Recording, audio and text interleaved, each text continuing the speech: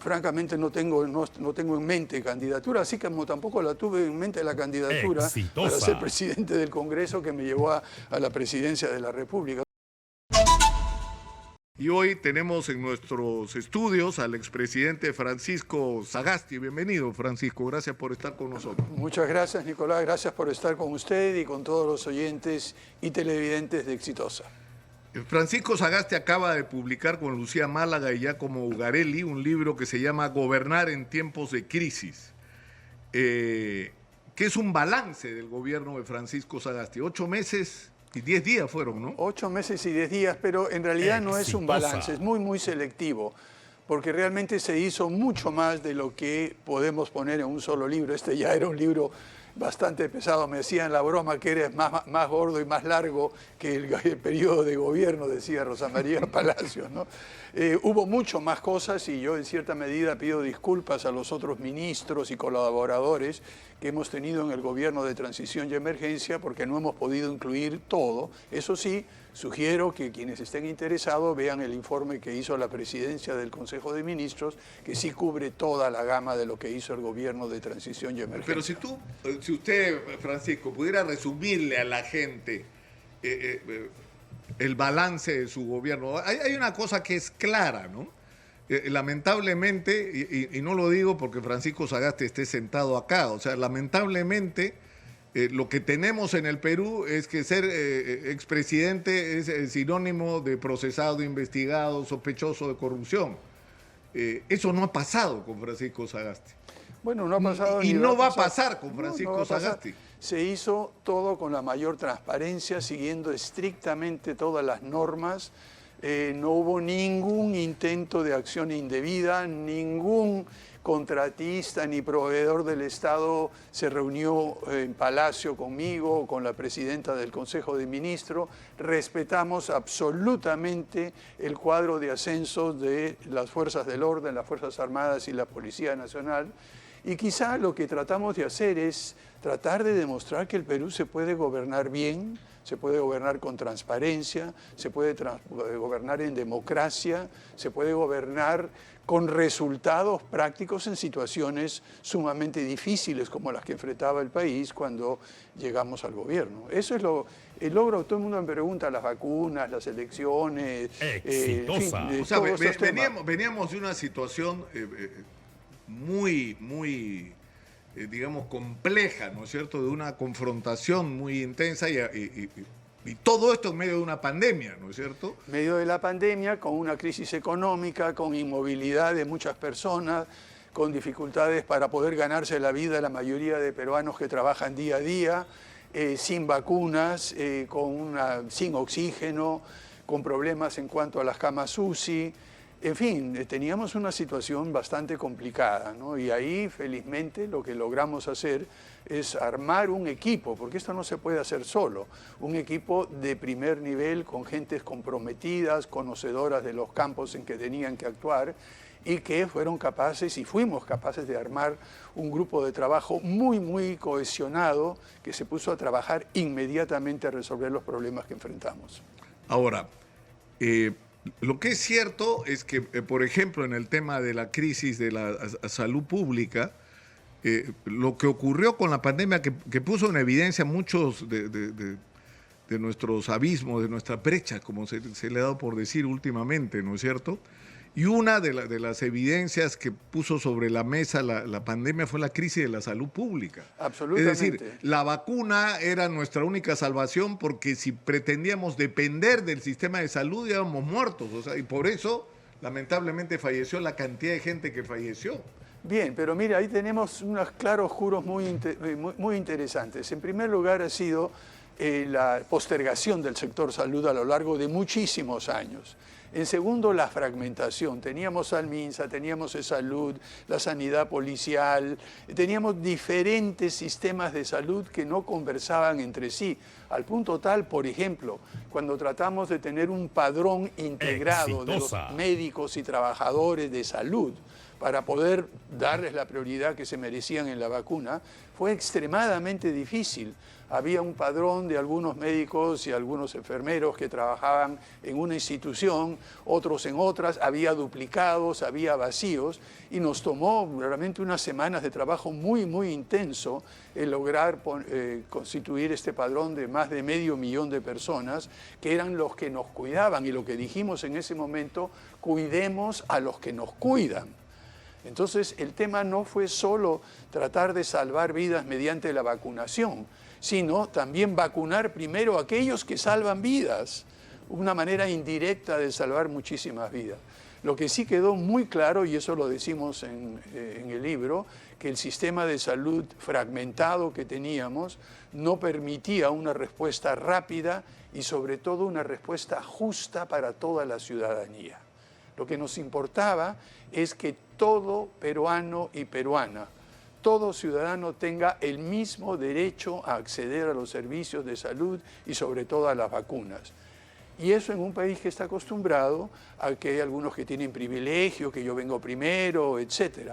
Entonces, una de las cosas que nos tocó hacer es resistir esas presiones y asegurarnos de que todo el proceso de vacunación, para empezar, estuviera disponible para toda la ciudadanía. Eso sí, perdón, un último punto, teníamos una enorme ventaja. El Perú ha sido uno de los países que mejor desempeño ha tenido en los procesos de vacunación de hace más de 20 años. Entonces yo lo que tengo que hacer es saludar a todos los profesionales de salud, a todas las personas que vacunaban, a esa señora que se fue por las montañas amarrándose el burro al pie para poder ir a vacunar, en fin. Gracias a ellos, en realidad, es que pudimos organizar un proceso de vacunación eficiente. Ahora, yo recuerdo que en esos días, es decir, estaba claro que la vacuna era nuestra única salvación, que había un colapso de la salud pública, que todo estaba muy mal en la salud pública, pero por lo menos fue posible hacer un diagnóstico. Y a mí me ha sorprendido extraordinariamente el estar sentado en esta misma mesa con Rosa Gutiérrez, que pasó por muy poco tiempo por el Ministerio de Salud, pero a quien yo escuché después de tiempo tener una visión tan consistente sobre todo lo que había que hacer. Ella decía, por ejemplo, ¿cómo es posible que haya 54 hospitales que estén parados por litigios arbitrales o por juicio?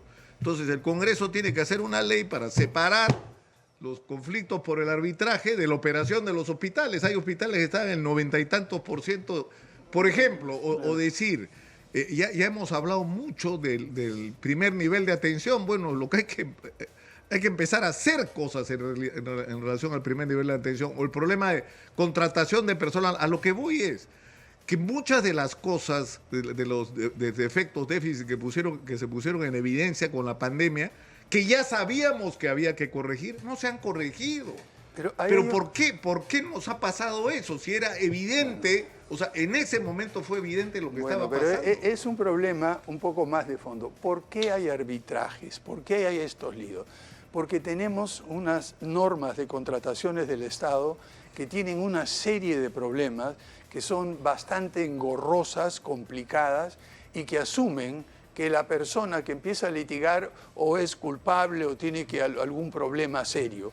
El resultado es una serie de litigios interminables, impugnaciones a las licitaciones, que el que pierde dice que no, y todo esto se va demorando. Entonces, para entrar a fondo, y dicho sea de paso, esto no es solo en salud, también son las obras para prevenir los efectos del niño y muchísimas otras cosas más.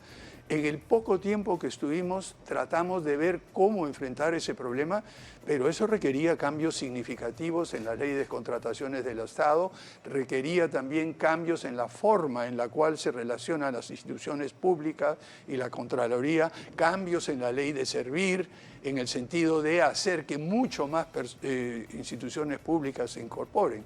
Entonces, seguiremos teniendo este problema, como lo tenemos en todas las cosas de construcción de vías, en la infraestructura para enfrentar el niño, en las infraestructuras de los hospitales, porque tenemos toda una estructura de contrataciones del Estado que es absolutamente ineficiente y que está hecha, en teoría, para impedir la corrupción.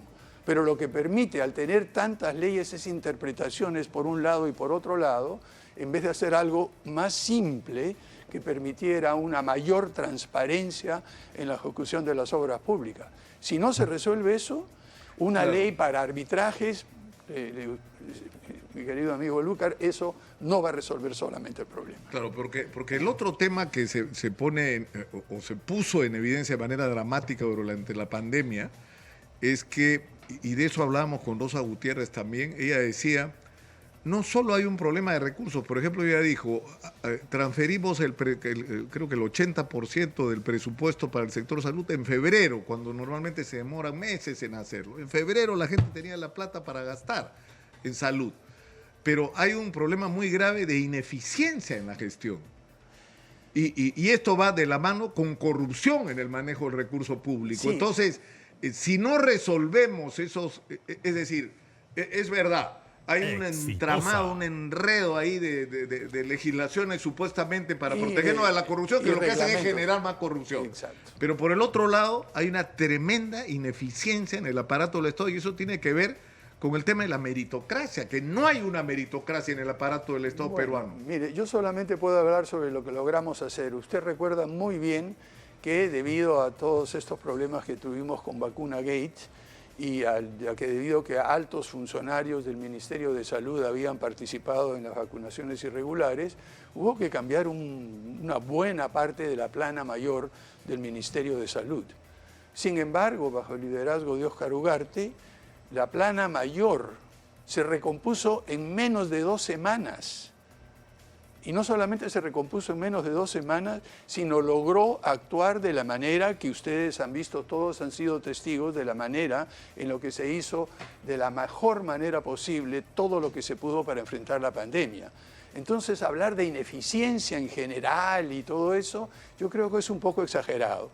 Yo creo que con el liderazgo apropiado, con las personas apropiadas, incluso dentro del marco legal que tenemos, y si tuviéramos un marco legal mucho más flexible, mucho más abierto, en el cual uno no empieza sospechando que cualquier funcionario público, por ser funcionario público, es corrupto.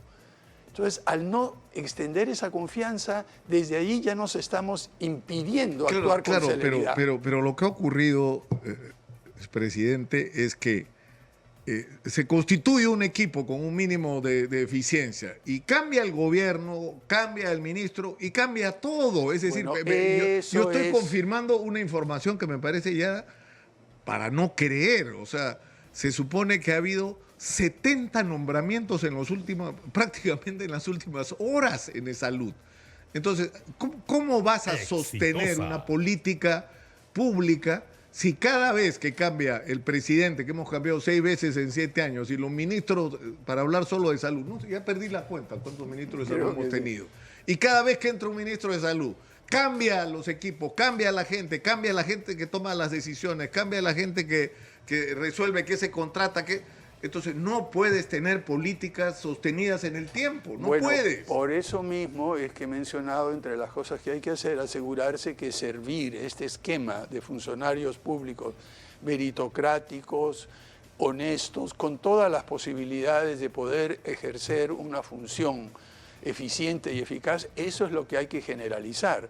Pero el problema es que muchos políticos, yo eso lo hemos visto con anterioridad a mi gobierno y posteriormente a mi gobierno, consideran que el Estado es un botín, ahí es para poner a mi gente, poner a mi amigo, poder sacar la plata, etc.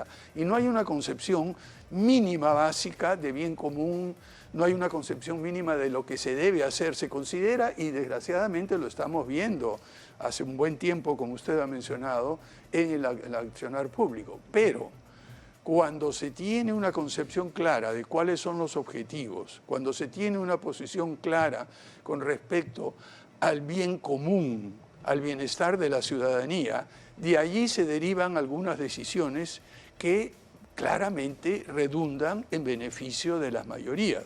Y esto implica, entre otras cosas, no es que nosotros cuando llegamos al gobierno de transición y emergencia sacamos a todos, ni mucho menos. Continuamos con aquellas políticas, por ejemplo, en el campo de políticas de apoyo a la población vulnerable que no podía trabajar, lo que hicimos es construir sobre lo que venía. No llegamos y empezamos, no, ahora vamos a empezar un nuevo programa. En aquellas cosas que había que cambiar, como he mencionado, el campo de salud, simple y llanamente porque salió un buen número de funcionarios, inmediatamente corregimos la situación. Pero lo que hay que tener claro es que este complejo de Adán, llego yo y todo tiene Claro, que hacerse de nuevo. Ya, pero eso no tendría que significar, es decir, yo creo que queda claro que hay que simplificar todos los procedimientos y acabar con esta tramitología enredada y compleja que al final termina estimulando la corrupción, pero también habría que reducir al mínimo, digamos, la dedocracia o los llamados puestos de confianza. Es decir, no debería, o sea, lo que yo no entiendo es por qué no logramos construir un aparato del Estado Bueno, sobre la base de la meritocracia. Es decir, el que una persona ocupe un lugar quiere decir que ha llegado porque lo merece, porque ha tenido un recorrido, porque ha probado su honestidad y su eficiencia en esa área específica. Entonces cambia el gobierno y a nadie se le va a ocurrir cambiar ese funcionario porque se ha ganado su sitio. Bueno, pero acá llega el nuevo gobierno y cambia todo. Bueno, por eso mismo, es decir, una de las cosas que enfrentamos, y la vimos en detalle, sobre todo en el ámbito de gestión pública, en la presidencia del Consejo de Ministros, era la resistencia de muchas instituciones públicas a adherirse a los principios que están ya planteados precisamente en la dirección que usted sugiere dentro de la ley de servir, que puede ser mejorada, etcétera. Pero esto precisamente lo que hace es garantizar la permanencia de funcionarios con procesos de evaluación periódica, de desempeño, de adecuación a las características del puesto. Sin embargo, encontramos que cuando llegamos había un número muy limitado de instituciones del Estado que se habían adherido y que eran partícipes de este nuevo esquema de servir. Entonces, sin pensar de que es la solución perfecta, es un paso que hay que dar en esa dirección, de tal manera que no suceda lo que usted dice, que cuando llega uno cambia a todo el resto. No, ¿por qué? Porque este señor tiene, como es en cualquier otra parte del mundo, el servicio civil es estable. Lo que cambian son los políticos, las personas que tienen que dar la orientación hacia dónde deben dirigirse las políticas públicas. Pero los ejecutores permanecen.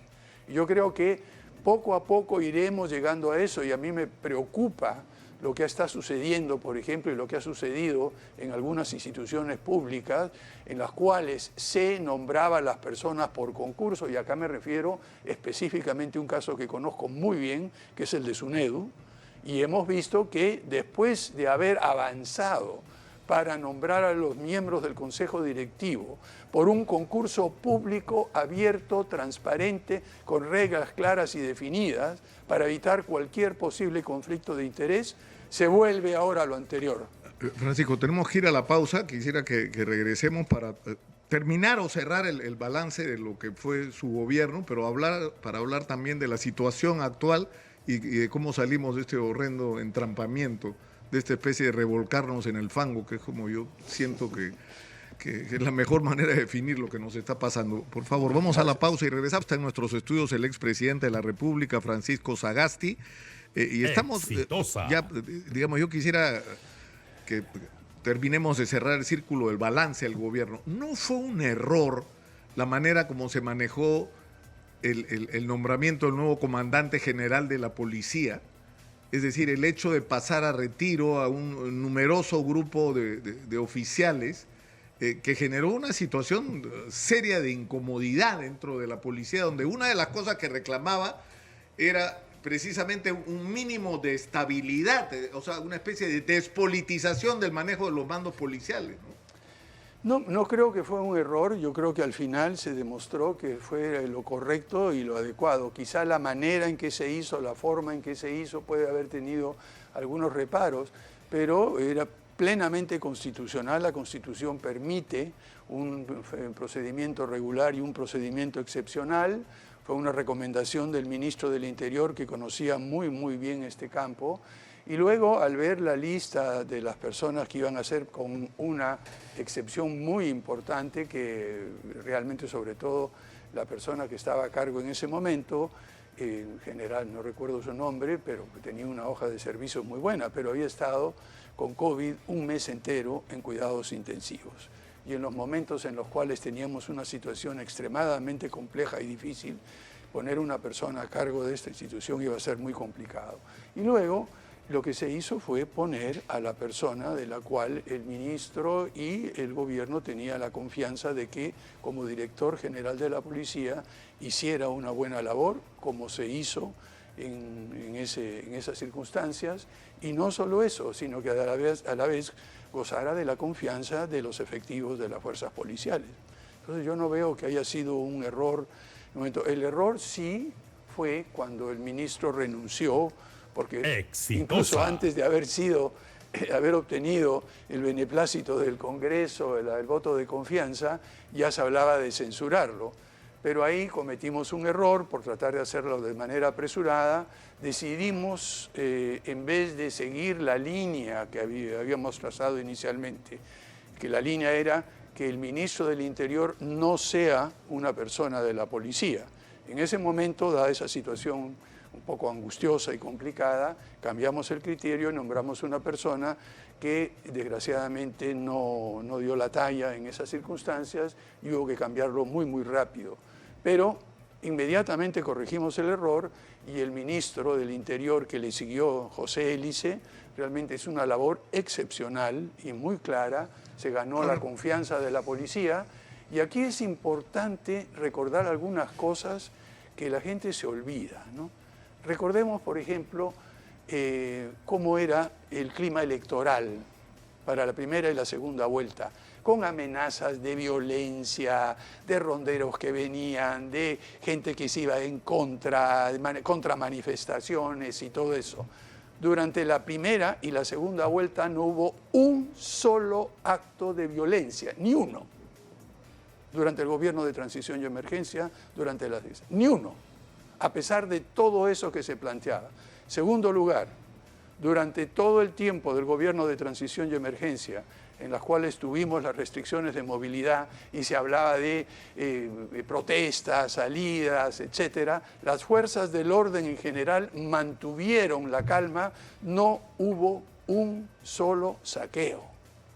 Entonces, un momento, las fuerzas del orden durante el gobierno de transición y emergencia funcionaron de manera eficiente, mantuvieron el orden público en situaciones extremadamente difíciles y algunas en las cuales sí tuvimos algunas cosas que lamentar, pero en general el funcionamiento de las fuerzas del orden fue, creo yo, bastante bueno y razonable.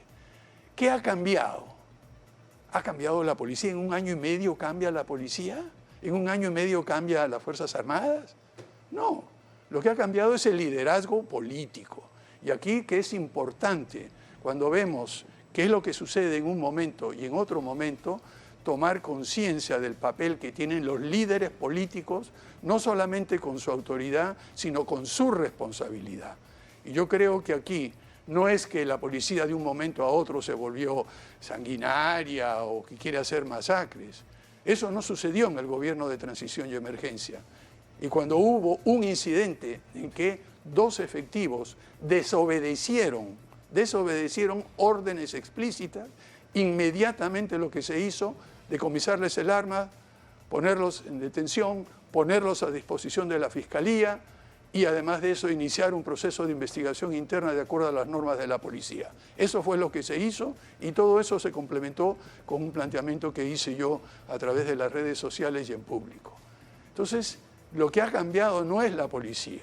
Lo que ha cambiado no son las Fuerzas Armadas, lo que ha cambiado no son las Fuerzas Armadas. Pero eso ¿a qué lleva? ¿A la conclusión de que las 60 o más personas que fallecieron a raíz de la crisis de diciembre y enero pasado no pueden ser atribuidas a una conducta natural de la policía, sino a malas decisiones políticas, una estrategia equivocada?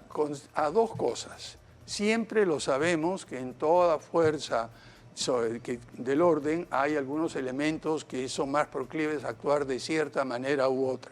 Y por lo tanto lo que tienen que hacer las autoridades políticas es dar las instrucciones y asegurarse con toda claridad de que permanecen dentro del ámbito de acción que establece claramente los protocolos en el caso de tratar de controlar protestas.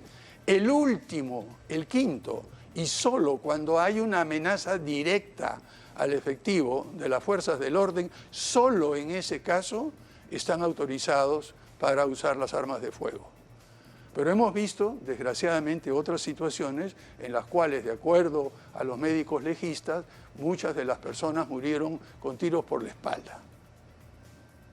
Entonces, aquí estamos en un caso en que se dejó de actuar. Yo recuerdo muy bien cómo durante todo el proceso electoral, cuando había amenazas de violencia, el ministro del Interior, los viceministros del Interior estaban en continuo contacto, no solo con el director general de la policía, sino con los directores regionales, preguntándoles qué estaban haciendo, indicándoles que den instrucciones a los diferentes comandantes en diferentes lugares, es decir, tomando realmente, y lo que sí no se hizo, es decir, ellos están por su cuenta y dejarles y soplarles la pluma.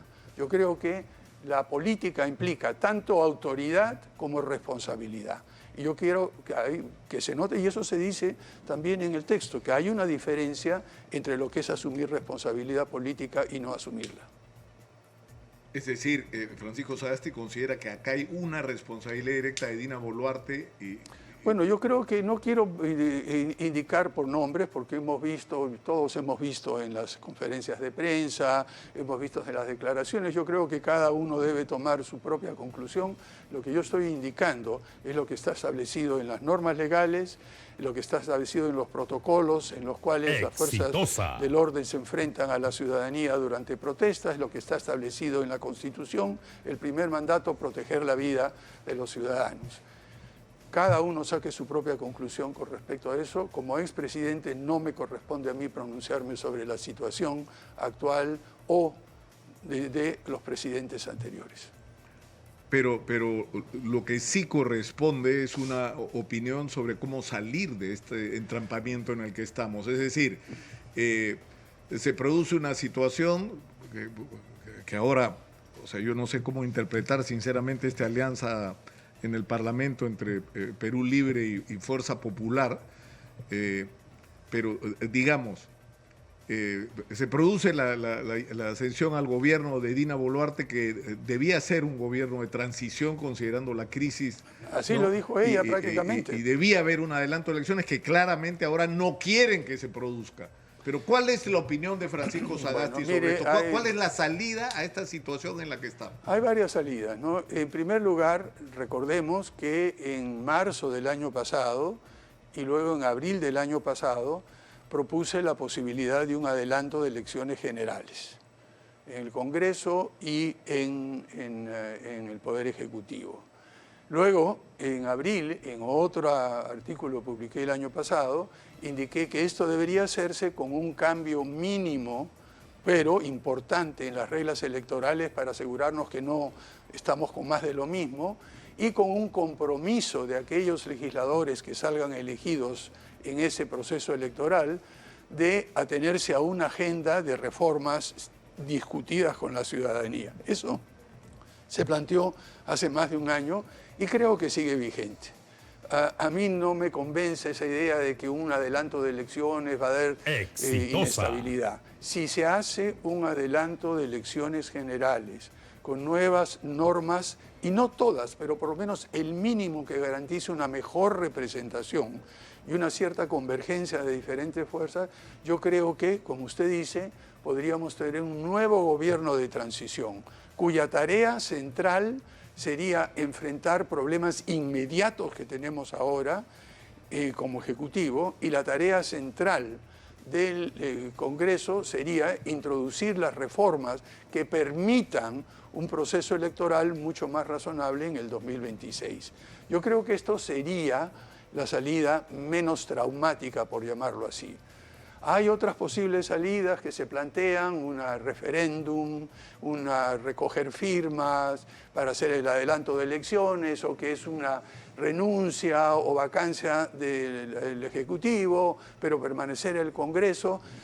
Pero aquellos que hemos vivido en nuestro país por muchos años, como lo que he vivido yo, hemos visto al Perú en situaciones sumamente complejas en más de una oportunidad. Y siempre, de alguna manera u otra, por azar o por lo que sea en la historia, hemos encontrado salidas. Yo no veo por qué va a ser diferente en esta oportunidad. Está hablando Francisco Sagasti, digamos, como observador o como potencial actor O sea, ¿sería Francisco Sagasti candidato a la presidencia en No. un contexto como Mire, este? O sea, porque lo que está describiendo Francisco Sagasti es que lo que se requiere es una verdadera transición, ¿no es cierto? Que nos permita salir de esto, de donde estamos y entremos en otra fase de la historia política nacional. Bueno, ¿No? yo creo que hay que diferenciar entre una actuación política y ser candidato. No, yo francamente no tengo en mente candidatura, así como tampoco la tuve en mente la candidatura para ser presidente del Congreso que me llevó a la presidencia de la República. O sea que eso dejémoslo de lado. Ahora, una actuación política, sí, simplemente estando aquí con usted, yo estoy haciendo una actuación política, dando cuenta de lo que hicimos en el gobierno de transición y emergencia, como debe dar cuenta políticamente a la ciudadanía un gobierno que ha salido y que ha hecho algunas cosas, y al mismo tiempo dando mi opinión sobre cuáles son los problemas. Eso es parte de la actuación política. Estoy conversando con muchísimos líderes y una cosa que he encontrado es un potencial de liderazgo en personas jóvenes, interesadas, pero que de cierta manera, interesadas en el bien común, pero que de cierta manera tienen una especie de duda si entrar en esta ciénaga. Claro, Usted la ha descrito muy claramente en varias oportunidades. Claro, pero ¿qué significa esto? El reconocimiento de que yo me acuerdo del discurso de Julio Guzmán, a mí me decían moradito porque lo entrevistaba, ¿no? En este país de intolerantes donde solo tienes que entrevistar a los que te gustan, ¿no es cierto? Y no se tiene esa visión de que la función de un periodista es escuchar a todos, sobre todo en un país tan polarizado.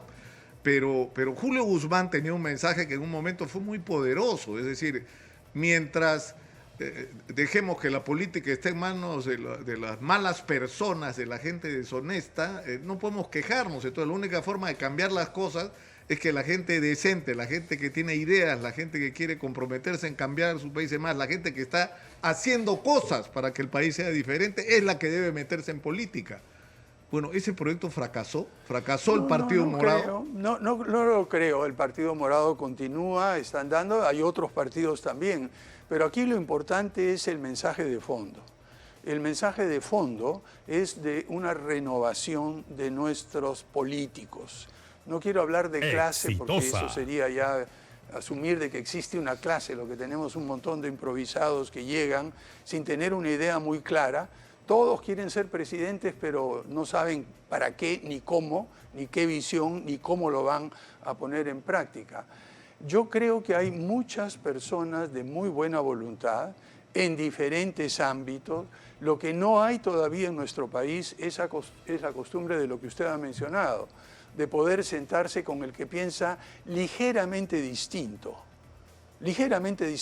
pero que estamos en el mismo ámbito. Una de las cosas que, por ejemplo, vemos en las redes sociales, y usted lo puede ver y lo veo yo, si uno se desvía un poquitito de la imagen que otra persona tiene sobre lo que debe ser usted o lo que debe ser el otro, ya se le rechaza totalmente. En vez de darse cuenta que la política no es de blancos y negros, es de claroscuros, pero eso sí, claros oscuros informados por principios fundamentales. Entonces, mientras uno permanezca fiel a esos principios, debe y puede colaborar con todos. El Partido Morado trató de hacer eso, por lo menos en una primera etapa. Hacia el final ya hubo algunos de los problemas que son propios de, creo yo, de un partido que todavía no había llegado a sentarse lo suficiente con otro liderazgo distinto al de su fundador. Pero yo creo que ahora está en ese proceso y el desafío de muchos partidos, y hay pocos que lo han logrado, es sobrevivir a su fundador de tal manera de seguir siendo fiel a los principios. Hemos visto partidos que han sobrevivido a su fundador, pero o sea, yo creo que el caso más claro fue el partido que fundó Javier Pérez de Cuéllar, con una orientación de centro clara, y mire cómo terminó 10, 15 años después. Entonces, no se trata solo de sobrevivir como partido, sino sobrevivir como partido siendo fiel a los principios fundacionales. Claro, pero el tema es este, y acaba de poner el dedo en la llaga. Tenemos, como el otro día contamos, 32 candidatos a la presidencia. Todos quieren ser presidentes en el Perú, ¿no? De izquierda, de derecha, de lo que fuera. pero lo que tienen prácticamente en común todos es que no tienen la menor idea de lo que hay que hacer con el Perú. Lo único que tienen claro es que quieren ser presidentes. Entonces, no tenemos, yo he creado una secuencia un poco usurpando el nombre de esto que hicieron ustedes, ¿cómo era? Plan Agenda Perú. Agenda Perú. Yo le he puesto plan para el Perú, he creado una secuencia acá para tratar de introducir esa discusión. O sea, ¿qué diablos vamos a hacer? Y para mí fue estimulante, conversé con un amigo, de estos super ejecutivos chinos que están ahora en el Perú, y él me decía, a mí me sorprende, los chinos tenemos muy claro lo que queremos del Perú. Los que no tienen claro qué quieren del Perú son los peruanos. Dice. O sea, ustedes no tienen claro. No todos. O sea, él decía, no todos, nosotros sabemos qué queremos del Perú dentro del plan que tiene China de expansión internacional. Por supuesto. No, pero no tenemos interlocutores. ¿Con quién vamos a hablar si no tienen idea qué hacer con su propio país? Mire, ahí y yo creo que en cierta medida eso puede ser justificado para algunos políticos, pero yo creo que sí hay personas que por lo menos nos hemos pasado un buen tiempo pensando lo que puede y debe hacer el país y las enormes posibilidades que tiene. El problema, como usted decía hace un momento, y eso me recuerda a un expresidente que a la semana de haber llegado a ser gobernante dijo, no sabía que iba a ser tan fácil ser presidente. Bueno, lo que yo contesté en un artículo, claro, ser presidente es muy, muy fácil. Lo que es difícil es gobernar. Aquí todos quieren ser presidentes, pero nadie tiene la menor idea de cómo gobernar. No es cierto nadie. Hay algunas personas serias y honestas que están liderando algunos partidos, algunos nuevos, otros antiguos, que sí tienen experiencia, sí conocen, que tienen una idea, pero a veces les resulta sumamente difícil ponerse de acuerdo con otros que piensan ligeramente distinto que ellos. Y aquí lo importante es algo que usted dijo al principio de su programa, ¿no? Es decir, las alianzas tienen que hacerse entre gente que tiene la misma manera de pensar, la misma orientación doctrinaria, piensan en los mismos valores. Lo que sí no se puede hacer es juntar perro, pericote y gato cuando cada uno tiene objetivos diferentes y la mayoría de ellos de muy corto plazo que tienen que ver con objetivos más personales o de pequeño grupo que en el objetivo del bien común, que es para lo que debe ser un gobierno. Ahora, ¿qué hacer? Yo preguntaba, ¿cómo hacemos para, ya no es la pregunta cuándo se jodió el Perú, ¿no? Sino cómo salimos de esta situación? Y uno de los problemas que tenemos, entre otros, es el de surgimiento de grupos como de la resistencia, ¿no es cierto? Donde se ha normalizado el que Francisco Sagasti va a presentar un libro en una librería y van y atacan e insultan, o van a las casas de las autoridades electorales porque no les gusta el resultado. Y el problema es que lo están haciendo con impunidad. Es decir, eso debería ser un punto de consenso, digamos, de todos. Yo creo que es un punto de consenso, excepto en algunas personas. Por eso yo espero que, dada los planteamientos que ha hecho, yo esperaría ver a la ministra de Cultura en la presentación de mi libro, el libro de mis colegas, ¿no? Porque realmente ahí quisiéramos ver que se dialogue con todos, ¿no? Así como lo se hizo y dio las instrucciones que se dialogue con el grupo de la resistencia. Pero no es solamente ese grupo, hay grupos extremistas de lado y lado que básicamente están, es decir, descalifican automáticamente al otro. Y aquí hay un problema muy serio. Yo creo que eso se debe en parte a un fracaso de la educación en nuestro país. Pero no es solamente un fracaso de la educación que dice, no, que falta de recursos, que en los lugares apartados. Es un fracaso de la educación de élite. Cuando tenemos parte de nuestra élite con una concepción racista, con una concepción de desprecio al otro, sin una concepción del bien común junto, lo que ha fracasado también son esos colegios que reproducen toda esta cantidad de taras sociales, por ponerlo de una manera muy clara. Al igual que tenemos algunos otros lugares de educación en los cuales se reproducen las taras, ya no de desprecio y de miedo al mismo tiempo, sino de resentimiento y de odio.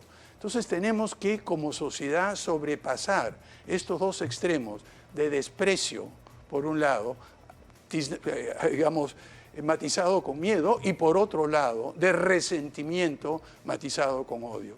Tenemos que salir de eso. Yo creo que eso es una tarea que le corresponde a la nueva generación de líderes políticos que los veo, converso con ellos, son los cuarentones, son los cincuentones que están empezando a surgir y muchos de ellos aún no se atreven a dar el paso, en primer lugar por el fango que es la vida política y porque, por ejemplo, como me lo dijo uno en algún momento, le dije, bueno, métanse en política. Mira, me dijo, si a alguien como tú lo están atacando, imagina que lo que hacen conmigo. Entonces los ataques que yo recibo, sean de la resistencia, sean por redes, sean las investigaciones espurias en el Congreso, los intentos de descalificación e inhabilitación, no es tanto que sirven para mí. Yo soy una persona adulta mayor, bien mayor. Son una manera de decirle, hacemos eso a Sagasti para que veas lo que te podemos hacer a ti. No se dejen amilanar. Estos jóvenes con potencial de liderazgo tienen que entrar a la vida política activa. Y ese es el papel que Francisco Sagasti se asigna bueno, a sí es mismo. uno de los papeles que puedo jugar y voy a tratar de hacerlo de la mejor manera posible, ¿no? Porque la pregunta, la gran pregunta que yo le hago, creo que todos los días, ¿no? Yo le digo, ya, ok, adelantamos las elecciones, perfecto. Hacemos incluso el mínimo de reformas que se necesitan hacer. Nos ponemos de acuerdo en algo que deberíamos estar de acuerdo. Aceptamos todos la legitimidad de las autoridades electorales, lo cual significa que nos vamos a someter al resultado, sea cual sea. Correcto. Ya. Ahora, ¿por qué votamos, Francisco? Mire, yo... ahí viene la pregunta. Ahí lo que yo espero, y eso es lo que la tarea pendiente, y es una tarea que hay que hacerla en el corto y mediano plazo, sea ya que se adelanten las elecciones o que vengan en el 2026. Son conversaciones en todo ese grupo de personas que rechazan los extremismos, eso que he llamado la moderación radical, es decir, los moderados que radicalmente rechazan los extremos. Y hay muchos. Yo creo que hay procesos de conversación ya en marcha que poco a poco, esperemos lo más pronto posible, irán convergiendo en acuerdos sobre candidaturas, sobre programas, sobre todo, sobre lo que se puede hacer. Sobre todo, mire, aquellos que hemos estado, yo vengo de estar 6 meses en Washington, en el Wilson Center, interactuando con gente de todo el mundo. Y lo que veo con toda claridad es que el potencial y las posibilidades del Perú, en medio de los problemas de cambio climático, en medio de los problemas de conflictos, en medio de todos los problemas de inteligencia artificial, trabajo, todo eso, el Perú tiene un potencial absolutamente extraordinario que no tenemos tiempo de entrar, pero hay que tomar conciencia de eso. En un minuto, por favor, Francisco, ¿qué espera Francisco Sagasti del mensaje que Dina Boluarte debería dar este 28 de julio? ¿Qué es lo que debería decir? Mire, yo no doy consejos de esa naturaleza.